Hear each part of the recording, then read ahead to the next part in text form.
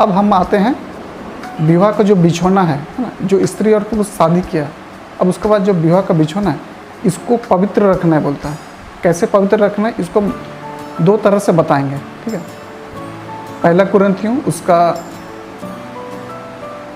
7:3-4 में यहाँ पर ये बोलता है कि पत्नी का जो शरीर है ना वो उस पर अधिकार उसका पति का है ना।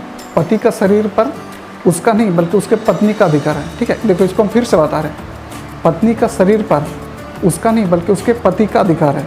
पत्नी का शरीर पर उसका नहीं बल्कि उसके पति का अधिकार है ना। ये बाइबल ऐसे क्यों बोल रहा है, ठीक है। अगर पत्नी को सेक्सुअल इच्छा है तो पति पूरा करे, पत्नी को इच्छा है तो पति पूरा करे। ये पहला कुरिन्थियों उसका 7:3-4 में दिया हुआ है। अगर दोनों ऐसा नहीं करता, ठीक है, अगर मान लो पत्नी पति को इच्छा पूरा नहीं करा, पत्नी पति का इच्छा नहीं पूरा, तो ये जो दोनों का जो सेक्सुअल डिज़ायर है ये क्या है, व्यभिचार में बदल जाएगा, है ना। तो इसीलिए बाइबल क्या बोल रहा है, एक दूसरे का इच्छा को क्या करो, पूरा करो बोल रहा है। अगर ऐसा नहीं होगा तो व्यभिचार में क्या हो जाएगा। अगर हस्बैंड नहीं कर रहा तो पुरुष दूसरा तरह से कर सकता है, पुरुष नहीं कर रहा तो पत्नी दूसरा तरह से व्यभिचार में बदलेगा। तो इसीलिए बाइबल बोल रहा है कि ये जो है ना ये व्यभिचार में नहीं बदले, इसलिए तुम लोग क्या करो, एक दूसरे का इच्छाओं को पूरा करो बोल रहा है, ठीक है। देखो और एक दूसरा तरह से हो सकता है, कैसे, अगर हस्बैंड है ना, हस्बैंड किसी दूसरे के साथ सेक्सुअल संबंध को स्थापित कर रहा है, हस्बैंड तो व्यभिचार कर ही रहा है ना, और साथ ही उसका जो पत्नी है उसका इच्छा सेक्सुअल डिज़ायर पूरा नहीं हो रहा है। इससे क्या होगा कि वो दूसरा में व्यभिचार में चले जाएगा, उसका जो सेक्सुअल डिज़ायर है वो व्यभिचार में बदलेगा, है ना। तो इसीलिए नीति वचन उसका 5:15, 16, 17, 18 में यहाँ पर ही क्या बोल रहा है ना। नीति वचन 5:16, 17, 18 में यहाँ ये बोल रहा कि हस्बैंड को कुछ सलाह दे रहा है। क्या सलाह दे रहा कि तुम्हारा जो सेक्सुअल नीड है ना, सिर्फ किससे पूरा करो, अपना पत्नी से पूरा करो, हाँ। अगर तुम नीति वचन 5:15, 16, 17, 18, 19 इसमें दिया हुआ है, ठीक है। अपना जो पत्नी का जो अपना जो सेक्सुअल डिज़ायर है सिर्फ अपना पत्नी से पूरा करो, है ना, दूसरा से मत करो। अगर तुम उसको दूसरा से करेगा तो तुम्हारा जो पत्नी है ना, उसका सेक्सुअल नीड क्या करेगा, वो व्यभिचार में कन्वर्ट होगा, है ना, वो दूसरा के साथ करेगा। तो व्यभिचार में अगर नहीं बदले, ठीक है, तो तुम्हारा जो पत्नी का जो सेक्सुअल डिज़ायर है वो सिर्फ तुम्हारे लिए ना हो, मैंने सिर्फ तुम्हारे लिए ही होने पाए, ये दूसरों के लिए ना हो। अगर तुम दूसरों के साथ करेगा तो उसका जो डिज़ायर है वो व्यभिचार में बदलेगा, फिर वो दूसरे करेगा। तो इसीलिए इस जगह में परमेश्वर क्या कर रहा है, नीति वचन का पुस्तक में बोल रहा है कि तुम्हारा पत्नी का जो सेक्सुअल नीड है वो तुम्हारे लिए ही होना है, वो दूसरों के लिए मत बांटो। अगर तुम इसको दूसरे के साथ करते हो तो क्या होगा, वो व्यभिचार में बदलेगा, है ना।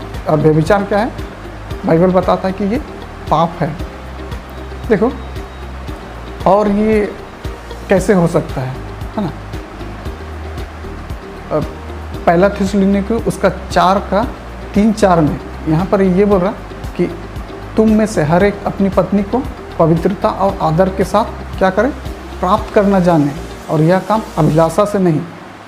देखो यहाँ बाइबल ये बता रहा कि हर एक जो पति और पत्नी है ना, बेड में अगर जाता है तो उसको गलत माइंड से नहीं, एक जिसको बोलते हैं ना हवस का पुजारी, तो उस टाइप से उसके पास पत्नी के पास नहीं जाना है बोल रहा, मतलब लस्ट होके लस्ट भर के वैसे नहीं जाना है। इसको हम एक एग्जांपल देते हैं, अच्छा से समझ में आ जाएगा। देखो बाइबल में एक दाऊद का बेटा, सबसे बड़ा बेटा है ना, अमनोन, ये क्या करता है, एक स्त्री का, एक लड़की बोलेंगे, है ना, उसका प्यार में गिर जाता है ना। और ये इतना भयंकर प्यार में पड़ जाता है कि इसको ना कुछ बोल पाता है ना कुछ कर पाता है, तो ये सिर्फ बेड में लेटे रहता है।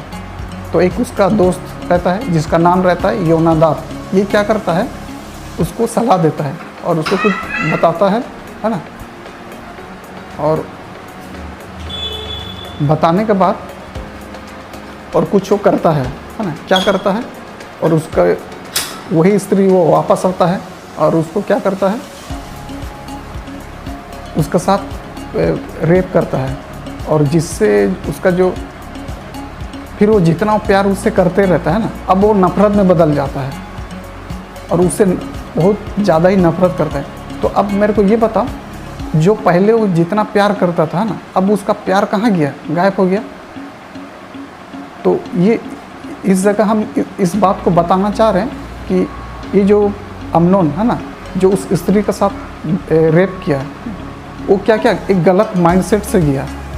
तो यहाँ जो हम पहला थिस्सलुनीके उसका 4:3-4 में जो बोल रहा ना कि अपना पत्नी के पास उस तरह का माइंडसेट से नहीं जाना, अगर उस तरह का माइंडसेट से जाएंगे तो क्या है, वो बोल रहा ये विवाह का बिछौना का क्या कर रहा, अशुद्ध कर रहा है, और बाइबल इसको क्या कर रहा, मना कर रहा।